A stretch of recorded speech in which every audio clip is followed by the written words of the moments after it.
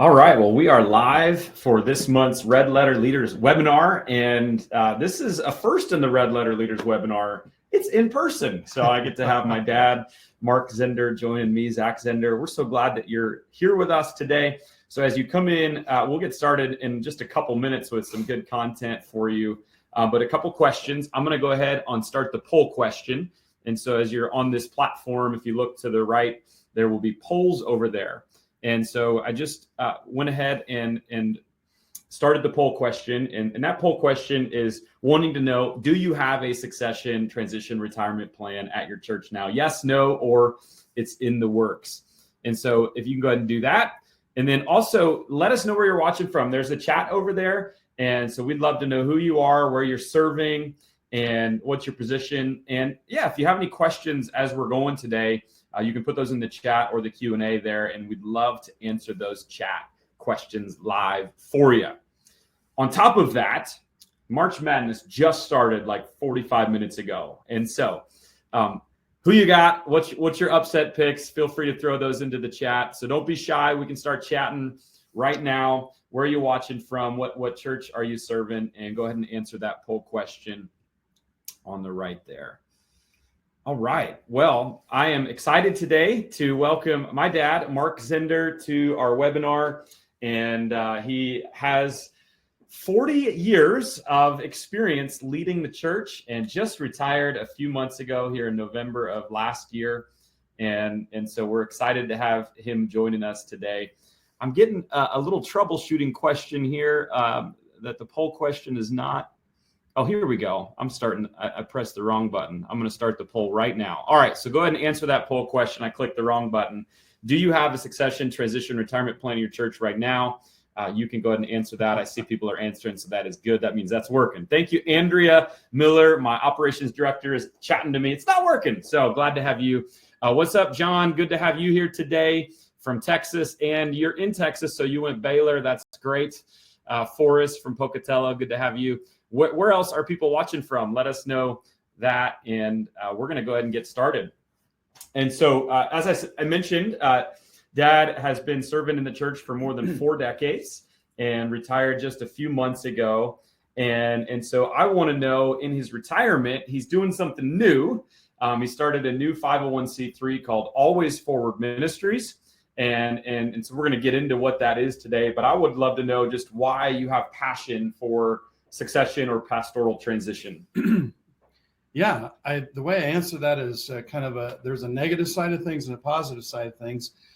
First, the negative is when I started getting into this myself, interviewing pastors, talking to churches, reading the books, listening to the podcasts, I discovered that more often than not, this doesn't go well. And I know that from some experience in terms of my friends and stuff. But so the passion comes from, if it doesn't go well, the church, I call them the 3 S's. Some churches stop. They just cease to exist. Secondly, some churches, they're so unhealthy, not having a plan, they'll split. And then another horrible thing, not as bad as the first 2, is that they stall. And all of a sudden, things are just not going anywhere. And the thing is, the gospel proclamation is not going out. And that's a bad thing. So I thought, if I could start a ministry, help pastors, help churches do this effectively, then the gospel goes out. And that's what I've always been all about. On the positive side, why I have passion is we've just been amazingly blessed by God here at King of Kings. For me to pass the baton to my successor, Greg Griffith, he's doing so well. I'm so proud of him. We have a great relationship. I think King of Kings is better now than when it was, and that's always. I mean, that's a pretty positive thing to say about a leadership transition, that the church is doing better, and I'm very, very thankful for that. So. Yeah, it's a way for me in retirement to stay active in the kingdom. Yeah. And I've always loved pastors and their wives and encouraged them. And so this is just a way that I can keep doing that. That's awesome. So we're going to get into a lot more of his story, even a little bit of my story. I see some more people jumping in. And so again, if you're just joining us, check out that poll question on the right. That's going to ask if you have a current retirement, succession, or transition plan. Yes, no, or in the works. Let us know on that. It's good to see you, Peter and John and Dana and Carol and Steve, another Steve. Awesome to have you guys join us today. Hang on to the end today. We've got a special announcement that we want to provide for you at the end. We're going to try to bless you in this hour and really help. But for those that are looking for something a little bit more, we've put together something that I'm really excited about for you at the end. So hang on till the end. And again, feel free. We know every situation is unique and different. Some people are really thinking about retirement and they've been in the ministry for decades. Others maybe more like in my shoes, where it's maybe not retirement, but thinking maybe transition or God moving them on. And so we're going to get to those questions as we get going. And feel free to ask your questions in the Q&A. We'll get to that at the end. So that's how it's going to go, about 40 minutes of hopefully some great back and forth of things that you mostly have learned. I'll maybe share a few things from my perspective. And then about 10 to 15 minutes for Q&A and the special announcement at the end. So we talked, about the fact that pastors, they don't only leave because of retirement, other reasons as well. I know Barna is one of the great research companies, and I'm a huge stat guy. And so they've mentioned, and this stat's been out there quite a bit of places, that 38% of pastors have considered quitting full-time ministry in the past year. I believe that was a 2022 statistic. Yeah. This is what was surprising to me. 46% of those are under the age of 45. So that's not quite retirement. 51% of mainline denomination pastors, and I know we have a lot of those in this webinar, they've considered leaving in the past year. And so I would love to hear from you. We're going to talk about kind of two things today. Number one is like the planned, which is sort of the retirement. But number two is like the unplanned or sudden transitions, what we call, what if I get hit by a bus transition, emergency succession plan. So we're going to talk about both of those. But I would love to hear from you. How do you know, more on the plan side, how do you know that you are ready to move on? Yeah. So there's several different categories of readiness, I think, that I found in myself when I was looking at this. Am I spiritually ready? Am I emotionally ready? Honestly, am I financially ready? Yeah. Am I relationally ready? Like with my marriage and my family, vocationally ready? Like, am I going to have something I'm going to go to afterwards? And to me, all those were incredibly important questions to ask. But I guess for me, the most important ones started kind of in a spiritual category. When in 2016, just out of the blue, I end up in the hospital with my liver failing, and nobody knew why. And then we discovered it was this crazy, severe allergic reaction to an antibiotic, which caused all kinds of other things to happen inside of me. And it drove me back to the Lord. And I think he did something inside of me to remind me of my value was not based on my performance or achievements or how good of a pastor I was or how bad of a pastor I was. I'm sure no other pastors can relate to like identity crisis with being a pastor, right? Yeah. But it was like God's way of really reminding me of that. And it kind of prepared me spiritually to say, when I pass the baton to my successor, the church is going to be okay, and I'm going to be okay. And then the other thing that was happening right about the same time was this kind of emotional thing that I found going on. And the best way that I can talk about it is to reflect back. It's 5 years ago now. I discovered yesterday in 2018 at Augusta at the Masters, where before they start the tournament on Wednesdays, they play this par 3 contest. And it's a lot of fun. The players have their little kids or their grandkids caddying, and it's just mostly fun. And they get to one hole, and there's Jack Nicklaus, the, greatest golfer. Maybe throw Tiger in there with him, but no doubt one of the greatest golfers ever. And he's on the tee, and he hands the iron to his grandson and says, "You hit it." And his grandson hits the ball, lands on the green, spins back, and goes right in the hole for a hole-in-one. And the look on Jack's face is priceless. So afterwards, they're interviewing him, and they're saying, "So, Jack, you've won 6 green jackets. You've had so many memories here at Augusta. Where does this rank in order of all those?" And he didn't even hesitate. He said, "It's absolutely at the top of the list." Which was saying this: surely he got the greatest buzz, if you will, from winning golf tournaments. But now it was a greater excitement for him to see, his grandson do it. And that's what I started experiencing at King of Kings in the last years. Like there's no greater spiritual buzz for a pastor that loves to preach than to stand in front of 5,000 or 6,000 people at Easter, like I did for many years. But now I was getting greater joy out of putting the younger guys in that spot and watching what God would do through them. And I think I didn't know it at the time, that it was the Lord getting me ready to let go. So, yeah. So it's not a surprise if you know my dad that golf and spiritual are very related to one another. And golf starts with G-O. Oh, there you go. God. Yeah. Go. And I had my first albatross like 3 weeks ago. I was pretty excited. You weren't as excited for me as your own albatross, though. So I don't know. Well, I wasn't with you. You were with me for mine. I wasn't with you for yours. Right. Okay. So there's this awesome, this difficult piece of you medically that sort of helped you kind of, I guess, come to grips with your humanity, and that also helped kind of on this spiritual identity side that I am more than just a pastor. I'm a child of God. Then you have this cool visual from the Augusta and just kind of passing the baton to the next or the second next generation. And so those are really cool things. So I think you blew past them a little earlier, but what practically you talked about, there were some questions that, how do I know if I'm ready? Can you say those again? And as he's going through these, I would love in the chat for you to maybe wrestle with which one of these is the most difficult one for someone who's watching that you're wrestling with right now. So maybe talk about those. Am I what ready? Those questions. Right. Okay. So am I spiritually ready? Have you committed this to prayer?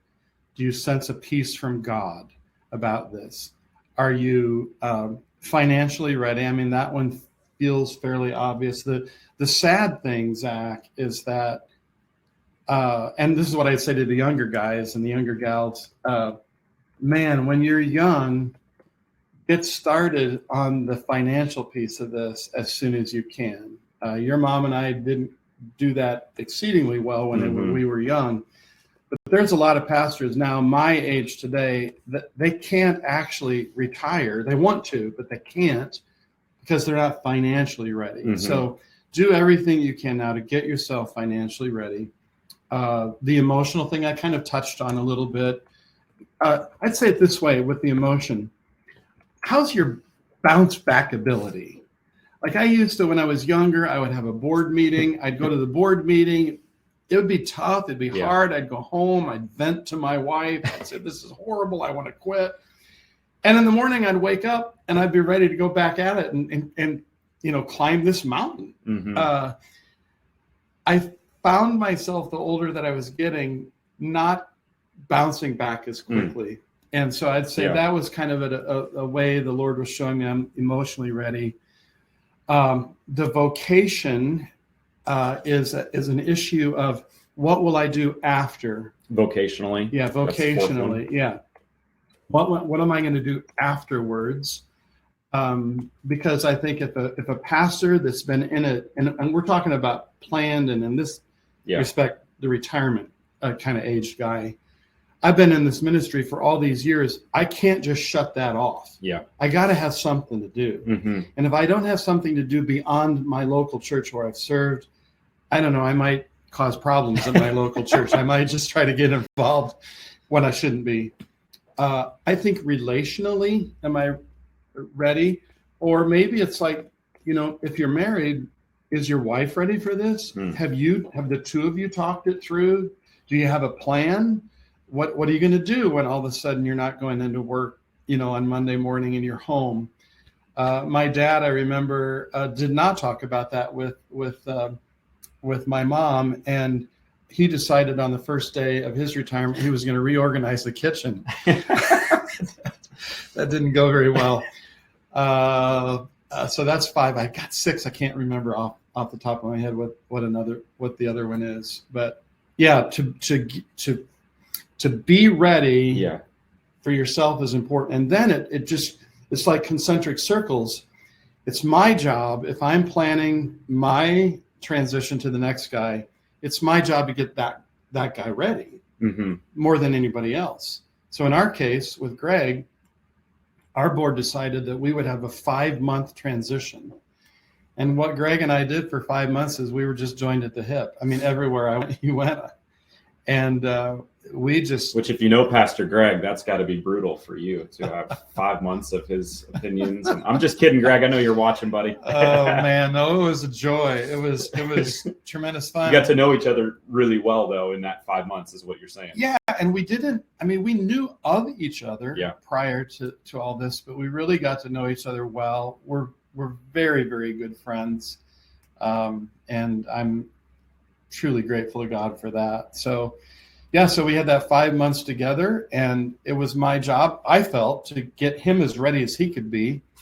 Also my job to get the board ready, to get the staff ready, and then ultimately to get the church ready. Yeah. And those things, some of them were happening simultaneously, and then some of them were happening more chronologically. But what I discovered, like, for example, with the staff, remember there was one day and we were in the middle of the transition in that 5-month period of time. Something came up and I could just see on some of the staff members' faces and their body language, I saw something that it didn't seem quite right to me. Had talks with them, and then kind of discovered that what the issue was is they knew that they needed to follow Greg now, but they were having a hard time letting go of following me because they were worried they were like hurt my feelings or something. And so I was able to, because I was aware of the fact that I got to get them ready, I was able to say, look, the best thing that you can do for me, if you love me and appreciate me and value following me, is follow him. And it gave them permission to kind of cut the strings a little bit, which was huge. Yeah. So. No, it's good. So as I put the 5 questions, the 5 words at least: spiritually, financially, emotionally, vocationally, and relationally. Which one, as you're in the chat right now, are you having the hardest time with? What's the biggest struggle for you personally, if you are one of those that are on this webinar and considering transition in the future? We'd love to know that. So go ahead and throw that into the chat. And remember, any questions you put in the Q&A, we'll try to get to those at the end of the webinar. I want to share my experience really quickly because it's similar but different. And that's where I think Dad and I offer a really unique 1-2 sort of punch here, because he was in 4 decades of ministry as lead pastor and was very much thinking about retirement, and has retired now a few months ago, and in post-retirement is doing this. My situation was I was leading a church in Florida and super excited about the church I was leading, and nowhere near retirement age, believe it or not. And all of a sudden in my world, if you're on this webinar, you probably know about Red Letter Living and all the resources we create. God was just doing something really powerful. And so I heard Dad talk earlier about spiritually, through prayer. That's one of the really great pieces for you to kind of come to grips with. Is God moving you on to something else or not? And for me, that was what I was having to really wrestle with through prayer was, God, I've got this awesome church that I've always dreamt about and had no plans to leave. But now you've given me this ministry in Red Letter, and it feels like there's something there without a lot of effort on my side. And so what do I do with that? And so for us, I was leading for 9 years at that point. going through all the church plant stages, from a church of just my family to over 800 on a weekend and a couple campuses. And then this red letter stuff happens. And at the end of 2019, I was leading both of those about 2 years. And it was like, this is unhealthy for my family. I can't lead a church and a ministry. They're both complex. What do I do? And so there was prayer. And for me, it was, and not just prayer, but godly counsel. And so talking to other people that knew me, that knew how I was wired and what that would look like. And I remember one piece of advice that I had from a breakfast with one of my mentors, Kerry Newhoff, and he had done something similar, planted a church and started something on the side. For him, it was a blog and a podcast, and then transitioned out of the lead pastor role. And so I asked him, like, how did you know when to do that? And what he said to me was really important. It was, he said, Zach, it was when I felt like I was putting in 10 times the energy at church and getting 1 out of it, and then putting 1 times the energy on my side thing and getting 10 out of it. And so that for me was what I needed to hear. And it's like, not that I was angry at putting all the energy into church and I feel like we were still getting a lot out of it, but it felt like over here on the red letter side, I would just touch something and it had God's anointing on it. And so for me, it was, I've got to move where I see God moving. Yeah. And so to step more fully into that and then take a different role in the church is sort of my story. And so I love that I'm not retired. I'm still working really hard, actually. I still get to serve as a pastor, actually with and under Pastor Greg Griffith's leadership in a unique part-time role, and then get to lead Red Letter Living and all the things that we do here. And it's like, that's really cool how God made that happen. And so we did something similar to you, because I think we were like right after, but it was like a mini version of what you had done. And so I want to talk about your transition here, but I want to couch it in, I was listening to a podcast last week, actually with Kerry Newhoff. He was interviewing Reggie Joyner and Kristen Ivey. And Reggie had just read an article from Harvard Business Review. And so according to Harvard's research, they identified the best transition for any organization happens when a founder who is willing to stay connected to the organization and is able to transition to a leader who's already had longevity in the company. And so in the end, this type of transition, according to the article, actually gives better outcomes for whatever that organization is. So if the founder is able to stay on, if the new leader has had some history there, even though it might create a little bit of tension and some back and forth and some interesting conversations, they found that is worth it and that's the new reality. So that's, again, from Harvard Business Review. And sometimes churches like business, sometimes it's not like business. But I'd love to hear from your experience, because I think you took that sort of approach. In my transition, we took that approach on like a mini or like a quicker scale. But I would love to know, like, is that true from the Harvard study? Is that the best for the guy coming in or the new pastor coming in, this time of transition between incoming or outgoing? Or maybe talk me through some of the pros and cons of it. Yeah, that's great. And just an observation, being your dad and watching that happen with Red Letter and the cross, is I saw you were on the dock. You had 1 foot on the boat and 1 foot on the dock, and the boat was leaving. And so I saw the challenge that you had. What you had that we didn't is that you had your successor was already there, or at least you believed he was, and he is. We did not have that at King of Kings, and so our process had to identify, or we had to say, God, we don't have my successor. Where is he?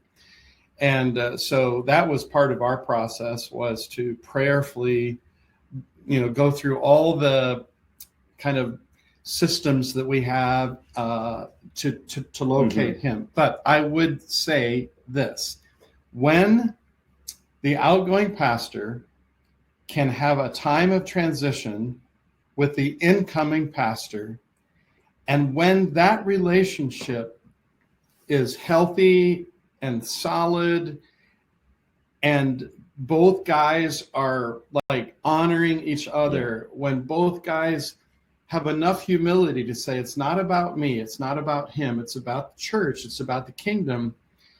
And when communication is clear, it's a sweet, sweet thing. So I love those kinds of transitions. I think they're successful. Let me give you an example of of when Greg and I were in that 5-month transition period, we were very strategic about being with God's people at our church.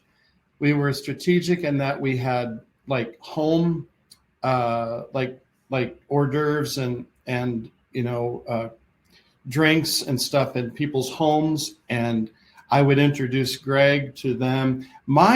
What I wanted to do is I wanted to make my friends Greg's friends. Mm-hmm. And so we did that, but we also did stuff at church. And some of the things that we did at church, maybe a little bit outside the box for some, we would build little comedy sketches at the beginning of a service that helped the people of the church see me and Greg having fun together. Mm. And I liken this to the metaphor of let's say you got a young mom and a young dad at home with 3 little kids, and they're in the living room, and mom and dad are rolling around on the living room floor, tickling each other, laughing. I don't know that I like this. I know that we can't say Greg and I did not do that. Okay. But you ask those kids, how do they feel when they see their mom and dad having fun? There's security that they have. They don't worry. They have peace. Mm. And I think that's what we were trying to do with the members at King of Kings, was give them security, give them peace, give them comfort that this is all going to be okay. Because, being their lead pastor for close to 30 years, obviously there's a lot of relationships that people have with me and I with them. And they needed to know I was doing good. Yeah. So every time we had a chance to kind of display to people that we really, really liked and loved each other, I think it was a win. And in that regard, I think that's why those kinds of transitions go well. May I say, on the other hand, there have been some real tragic sort of transitions as well, when the outgoing pastor stays there, the incoming pastor comes, and they don't see eye to eye. Mm. And that's when it doesn't go well. So it's not an automatic that just because the guy is there, just because there's a transition period, it's not an automatic that it takes tremendous work to build your relationship. But when you do that, it's super fun. So in that setting, then it's nice when you're able to have that time, because the congregation can see that these two, the incoming and outgoing, are really loving one another, enjoying one another, supportive of one another. This is good. This is healthy. But I know that you said there's no one size fits all transition plan. And even listening now, I know we've got pastors and leaders of churches that are large, that are small, that are mainline, that are not mainline denomination. And so how do you know what the best plan is for your specific church? Yeah. Well, I think this is why some of the experts in this field will say it really helps to have a coach, with you, which is how I see myself. So I'd say that first of all. I think succession planning, pastoral leadership transition is more of an art than a science. Mm. I think it's more of a process and a journey than a destination, though you want to get there. Yeah. And so all those things being true just require a tremendous amount of creative thought. But we do it through the systems that we have. So in a denominational church like ours, there's systems that we go through. Right. We have a district president that helps us. We're in communication with the district office. We invite the congregations to give us names of people that they know that they've been at. We go through the process. And every church is different. Churches have different constitution and bylaws. Mm-hmm. Some churches say, in order for us to call a pastor into this office, we have to have 3 candidates. And then the voters decide which of the 3. Right. Other churches have, no, we just need to put 1 candidate, and then it's yes or no. So every situation is completely different. And I just know that there's some things that are true, generally speaking. Some of the things that we've already talked about, how important it is to build that relationship if there is that transition. Yeah. So in a main line, because you touched on it there, yeah, like in our specific denomination, we do have a process to call pastors and that we honor and that we stand behind. And so, like, is there anything, I guess, the more specific to those that have to go through that, not have to, but go through that call process that would be more important for them? Like, do they, because of that, sometimes there's added complexity. So is that like working on it sooner or earlier, or in denominations that are having pastoral shortages? So what would you say to that? Yeah. So I think we got a question earlier, like a week or so ago, from a guy that's probably at retirement age. Mm-hmm. He's at a smaller church. The atypical, I don't say not the typical, but atypical way to handle that is that pastor announces his retirement, and then he's gone. And then there's a period of time where the church has to figure out how to call the next pastor. And sometimes they get that done in a year. Sometimes it's 2 years. Sometimes churches never get, in a small church, they never get that pastor. Yeah. So the question is, okay, that retiring pastor, does he have any role in that? I think the answer is, it depends. Does he want to have a role? Mm-hmm. Does he want to be involved? Does he want to tell his church, hey guys, I'm going to retire in 2 years, but I'm here to help you figure it out. If we want to start right now and get the call process started to find the next guy, let's do that. And then bring him in, and I'll have a time of transition with him, and then I'll move on. Yeah.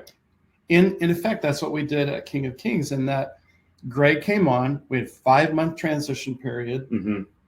I passed the baton to him on the first Sunday of January in 2020. The board sent me on a 9-month sabbatical, which was awesome.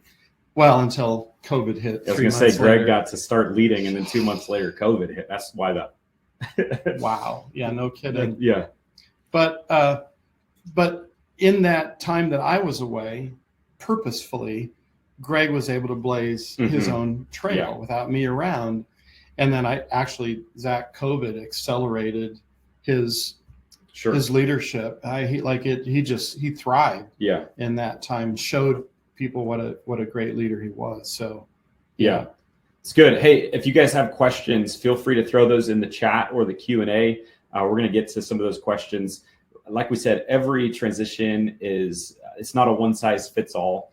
They're all unique. And so give us a little context, what you're going through right now, and how we could be of benefit to you. We'll try to get to those questions at the very end. Yeah. And we've got some ideas about helping beyond this webinar. Absolutely. All right. So I want to we've talked a little bit about kind of the planned, more of the retirement sort of thing. But again, I shared that stat from Barna earlier, that 45% of pastors under 46 are considering moving on from full-time ministry.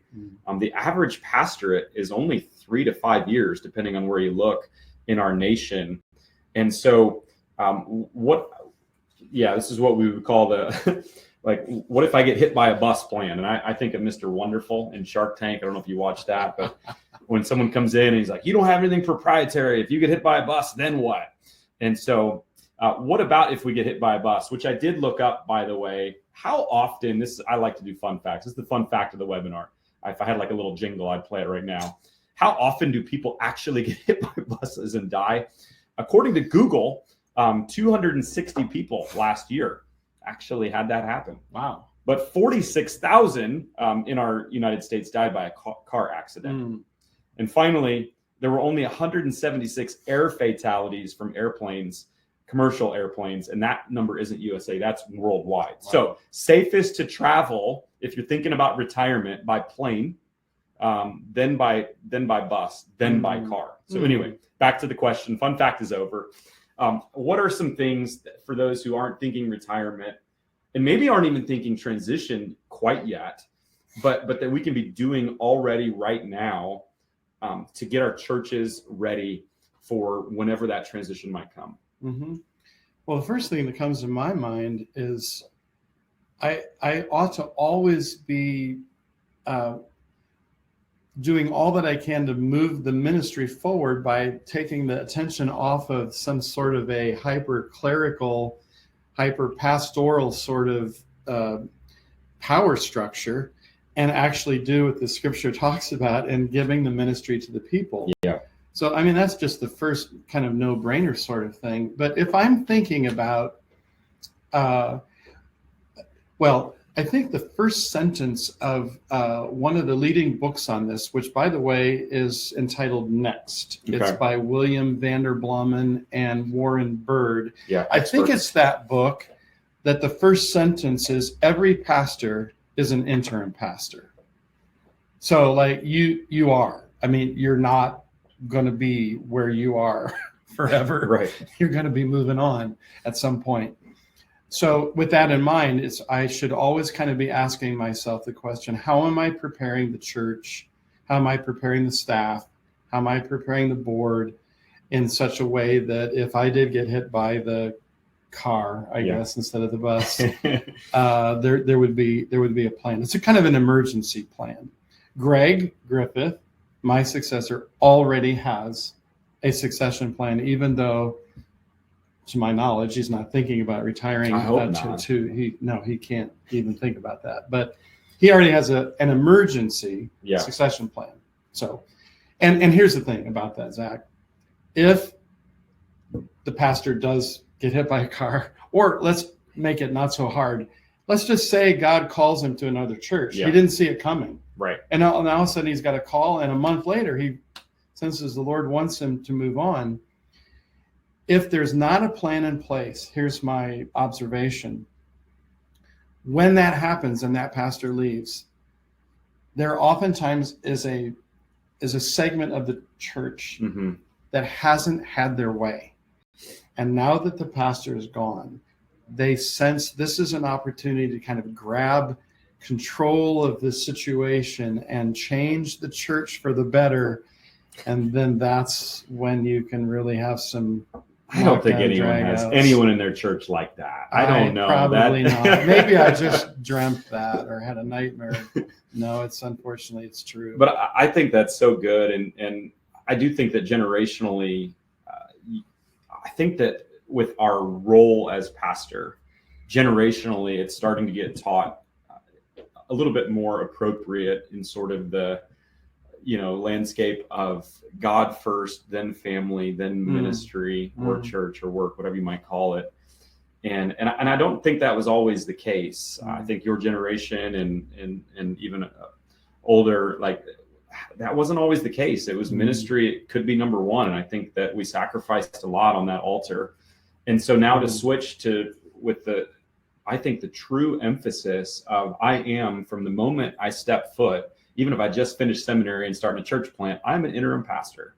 And so what are the things that I can do today? And this is something I'm really passionate about, is like, we need to be open-handed and baton passing, not just in leadership, like senior pastor roles, but in so many things.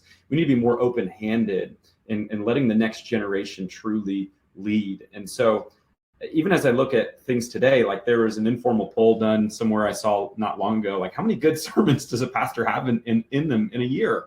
And the own pastors rated themselves like probably 15 to 20. And it's like, I agree. And so, but yet so many of us were having to preach 40 or more when we're a sole pastor or whatnot. And so, like, that's just one example. Like, how can we pass the baton and be more open-handed and raise up these people so that it's not quite an emergency as often as it needs to be. In my case, I was so grateful that I had two guys in my church in Mount Dora, Florida, that we had raised up and had just finished seminary through a distance program, so that at the time I needed them to take over the church so that God would move me. They were ready. And like, I didn't know that 4 or 5 years before that when we started, but like those little things putting in place are just so valuable.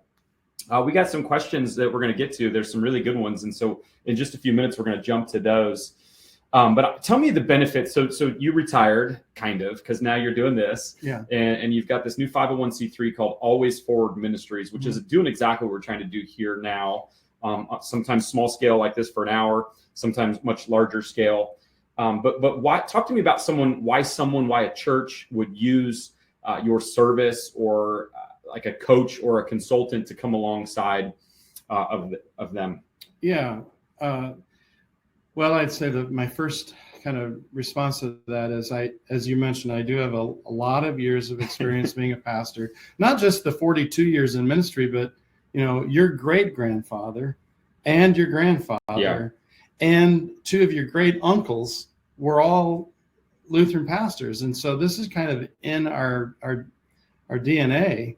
And so with that as an experience, and also having pastored at a country church 100 years old, having planted a church as you're familiar with, and then having been in a church of thousands of people, I've had those all experiences. It just gives me both an understanding and a heart and a compassion for pastors and the church.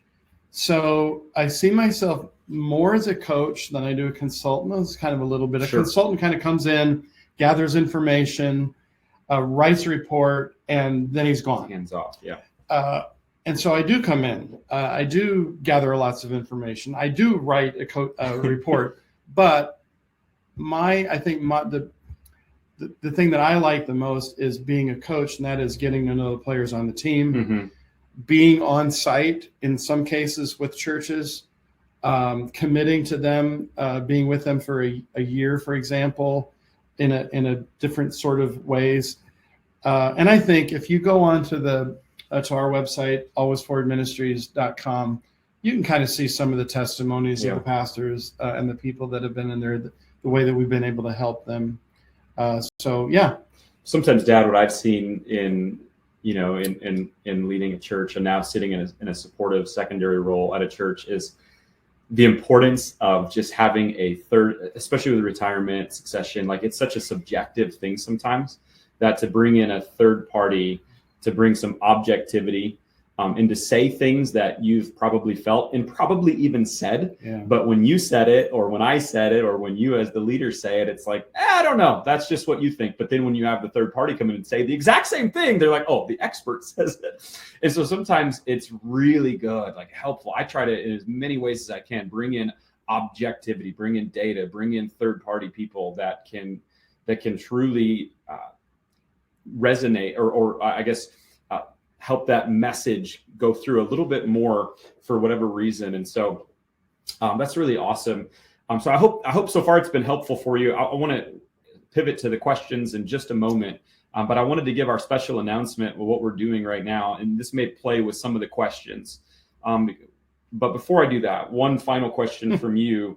If someone this is all they did. And so in this hour, we want to leave them with something valuable. Like, what's one practical takeaway that you would say kind of across the board for those that are tuning in? So we all know the old cliche, if you fail to plan, you might as well plan to fail. All right. So the practical thing is just take the first step towards planning. A full 25% of pastors in North America have no plans to retire. In other words, they're going to die in the pulpit. Another fourth, they believe they someday they will retire, but they have no plan.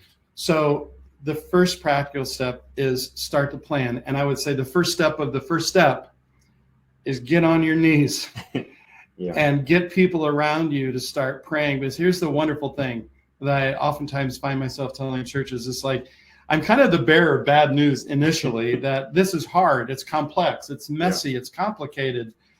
But the thing is, God's not going to wake up this morning and go, oh my gosh, St. Matthew's Lutheran Church, I forgot totally about them. Like, no, he knows, and he has a plan, and he loves you, and he loves your church.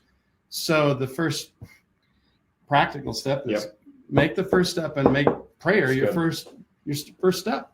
Prayer and planning, I love it. And if you look at our poll question, kind of put it into that, only 10% of those that are watching now have one. Okay. And then about half say it's in the works, and then just over 40%, no, they don't. And so that's part of the reason why we wanted to have this webinar, is to hopefully urge you to get moving on it and at least take steps in it. And, the one question we didn't ask was how many, is this still possible to ask a question, or is that too difficult at this part? I can't put it in the poll. Okay. I mean, well, you can ask a question. The first question, I guess, how many people that are listening now are in the position of the pastor that's kind of moving out for whatever reason? and how many of them are the guy that's coming in. Sure. That go ahead and throw that in helpful. the chat if you are watching. So we want to get those questions in just a moment, but I think this is going to be a help to you. I said we got a special announcement, and so I hope the hour was helpful. But if you do want more, we are starting something that my dad and I together, actually, father and son team. So I'm excited to work with you, Dad. I just put it over in the offers, and if you click Learn More, you're going to go to our website. We're putting together a plan called the Forward Transition Plan. And so you can go to that website and find out more about what that is. But essentially, it's going to be a 3-month in-depth coaching with father and son team, my dad and I, that we think is going to help set your church up for leadership transition success. And so we'll talk more about some of the things we talked about in here. But what you're going to get in the Forward Transition Plan, what we call the FTP, there's all sorts of things, and we've got it all listed out on that webpage. But we're going to start getting to know you, where you'll have a 2-on-1 90-minute Zoom consult with both of us.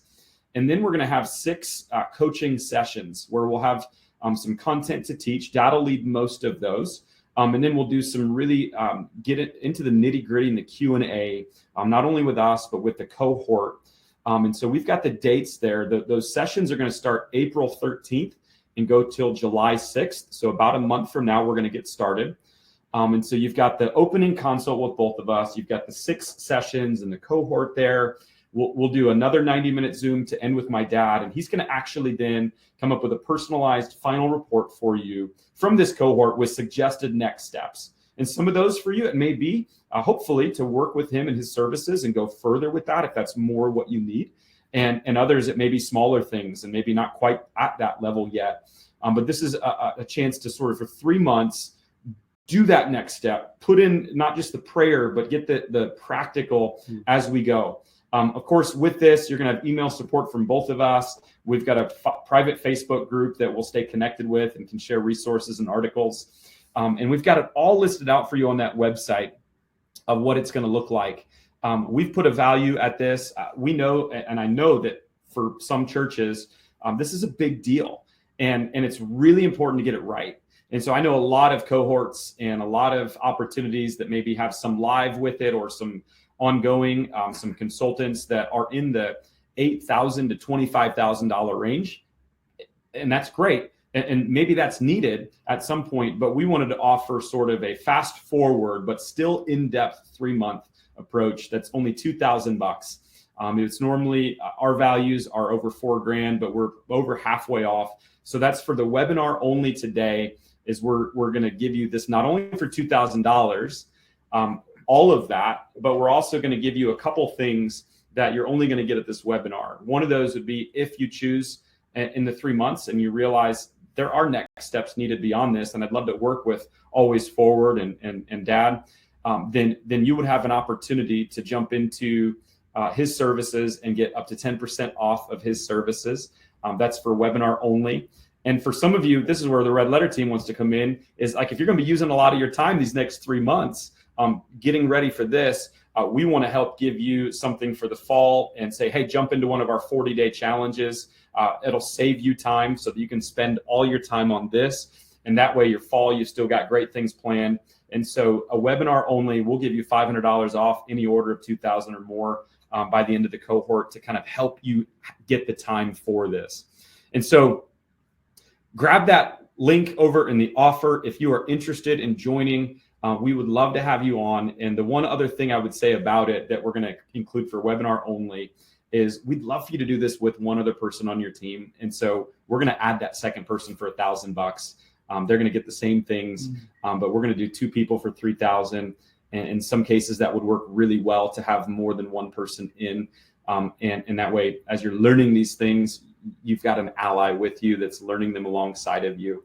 So I really hope that we can do this together. I know Dad and I are excited about working together as a father-son. We've got 5 decades of experience. I think he offers a lot of the retirement, the planned. I think I offer a little bit of the unplanned, or how do you know God is moving, 2 different generations. And so there's, I think, some complexity there in those generations that each of us can speak into and hopefully give you a really great experience. And so we would love for you to jump into the forward transition plan. So if you got any questions on that, feel free to throw it into the chat. Those bonuses are going to be for the next week. And so I know this is a big thing for you. And so if you want to jump into that, those will be for a week only. We're going to try to fill this with 5 to 16 participants. So it's going to be really exclusive and really personalized for you. Our hope is that. So with that, let's jump into some Q&A. We've got some really good ones that have come in here. Dana asked, in a much smaller congregation that'll take the more traditional route to filling the office, agrees that a time together would be helpful, but to navigate that concerns me. So a time with the next person is what concerns him.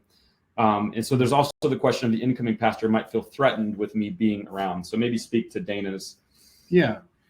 Again, I think Dana, you have the option to do this however you want to do it. One of the questions, there's 2 questions I think that I find have to somehow get answered to kick off the succession plan. One is the pastor, and I'm talking about retirement now. Yeah. Does he have a date? How locked in is he on that date? How much flexibility is around that date? And the second question is, does he want to stay at the congregation? In some cases, there are pastors that they'll retire and then their grandkids live in Florida, so they're going to move. That could have been us at one time. Which doesn't sound too bad with the snow falling behind us here in Omaha today. So, but if the pastor wants to stay at the congregation, then that adds a level of both complexity, but also it makes the communication between the guy that's coming in and the guy that's staying there all the more important. Yep. I'd say one thing, Dana, if a candidate to be the follow-up to you is intimidated, that would be one of my first concerns, honestly, because I don't know that always lines up to be the best leader. But again, it's hard for me to say that because every situation, every congregation, the culture of the congregation is completely different. The role of the pastors is very different. In some small congregations, the pastor's role is really more of a chaplain and a caretaker and the pastor that visits everybody in the hospital. And so, well, that's a whole different kind of thing than a pastor that's, trying to take a church from one place to the next. So I don't know if that answers it, but Dana, I know that you and I have talked before, so we can talk again. And Dana said he's the guy moving on, and it's happening fairly quickly. And so it looks like we've got a number of folks that are moving on or thinking about moving on, but we've also got people in here like Steve Richardson, who's coming in as the sole pastor, and Eddie Schmidt as well, coming in as the sole pastor in this group. And so I put the cohort session times and the topics there because I think we'll be able to dive into those more. What are the traits of the outgoing pastor, or what important? What are the traits of the incoming pastor, and what's important? And I actually think, by the way, no matter if you're outgoing or incoming, you need to know both. You need to know what's important for each. And so those are just 2 of the 6 sessions that we've laid out there and that's, by the way, on that website link as well. I want to get to John Thiem's question: best practices for congregation to get ready for his retirement in 4 to 5 years. Leaders are already reading Next and Elephant, and we're talking openly about things. So that seems like a good start. But a couple best practices for John. Yeah, that's the lightning round. For those of you that that's the Elephant in the Boardroom is the book that John is talking about there. Gosh, if you're thinking about this 4 to 5 years and you're reading those books already, you're on the right track. I mean, there's going to be stuff that comes out of those books that's super helpful for you. Like we said before, we can talk after this is over, John, just to understand your particular situation a little bit more. But man, you're on the right track. Way to go. That's awesome. Great. Very cool. Peter says we're facing a crisis in a shortage of pastors in the Lutheran church. So in his case, how can a church properly prepare in a season of a long vacancy and are pastors hesitant to retire due to this shortage? Man, that's a really, really good question. I honestly don't think I know whether pastors are My sense would be most guys that are getting ready to retire don't have uppermost in their minds, I can't retire because there's not enough guys so that our church is going to get one. Although they might be thinking, I don't know, if I'm getting ready to retire, I just don't want to leave the church, hanging dry, So that's just a really good question. I wish I knew how to answer it. I wish I knew how we could increase the size of the pond that we're fishing in. But that takes me back to the prayer thing. By the way, we had gone through a 9-month call process before we found our way to Greg. Mm-hmm. And at the end of that 9-month process, which started with 62 candidates, kind of whittling it down all the way, we got to 4. 3 of the 4 pastors decided, I don't think God's calling me to do this. Mm-hmm. And the 4th pastor, we didn't sense that it was the best fit. So and we almost spent a year. Yeah. Well, we did spend a year before we started the process Sure. again. So back to the question, 4 to 5 years out, I don't know. In my case, I didn't finish this story either. After the sabbatical that the church sent me on, I came back onto staff in a supportive position of Greg and served for 2 years under Greg. And during those 2 years, the church at King of Kings blessed me to start actually this ministry to all these churches. So that's kind of how this all started. They said, you go out there and discover what you can and find out what you can learn and help churches. And I think I would add to that, Peter, if we are in a shortage overall, there's some individual and collective things that need to happen. And so, the individual thing, I think, is what we can most control. And I think when I see that and those statistics and hear that, it's like, yeah, I agree. So A, I need to be working earlier than later on this than I may have anticipated. And B, I need to be willing, if I'm going to work on it earlier, to give up the control and the reins, perhaps even a little bit earlier than maybe what would be comfortable and desired. And so that's really good. I want to also say that I think we can very effectively, as Lutheran Church, Missouri Synod pastors, do effective word and sacrament ministry by equipping more lay people to assist us in all of that. And there are some churches, I think, that might be just their focus might be a little narrow in that regard. Yeah. And at some point, guys, we know the numbers, fewer and fewer pastors are coming out of our seminaries. And so we've got to do we've got to do something. And thankfully we have a God that gives the Holy Spirit that we can change trends and charts and numbers. Last question. John Salmonen was a mission planner out of the seminary. He said, by God's grace, he's been 34 years at his church. Wow. Says, still have gas in the tank and don't plan on retiring in the near future, though the day is approaching. What kind of steps would you recommend the congregation and I start taking? Yeah, that's good, John. Good job. 34 years. That's wow, awesome, man. Way to go. So you realize that the dynamic of you being there for 34 years, and I'm going to make an assumption that you really love those people and they really love you. I'm guessing that's true. So that makes it all the more important that good time is given to this. I look forward to talking to you on the phone. We can talk more individually or specifically about that. But I think you're asking a great question, and God bless you, man. That's awesome. 34 years. Yeah.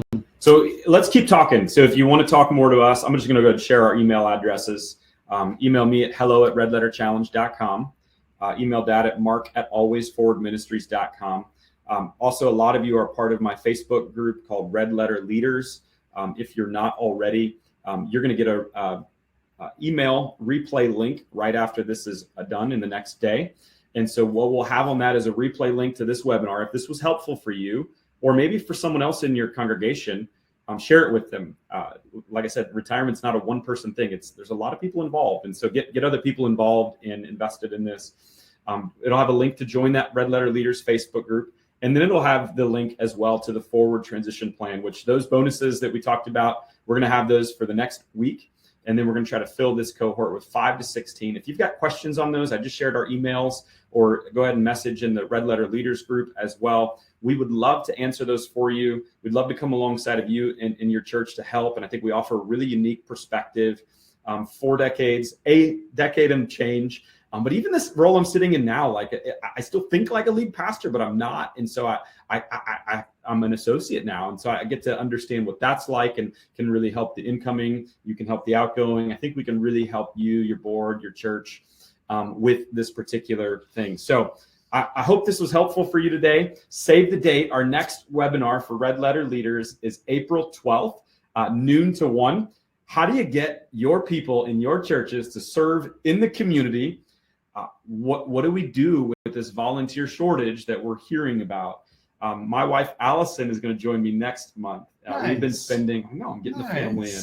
We've been spending the last 20 minutes, that's not impressive, 20 months researching, studying what it looks like to serve like Jesus. So not only will we help you in the webinar with those questions, but we'll also introduce our 4th 40-day challenge, serving challenge, which is going to come out in October. Save the date, October 1. We'll talk about how your church can get involved in that. But our hope is to bring and help your church become better servants of Christ, all for his glory. So hope today was helpful. Dad, love you, man. Thanks for doing this. And we'd love to work with you guys. So email us, reach out, and we'll get back to you. God bless you.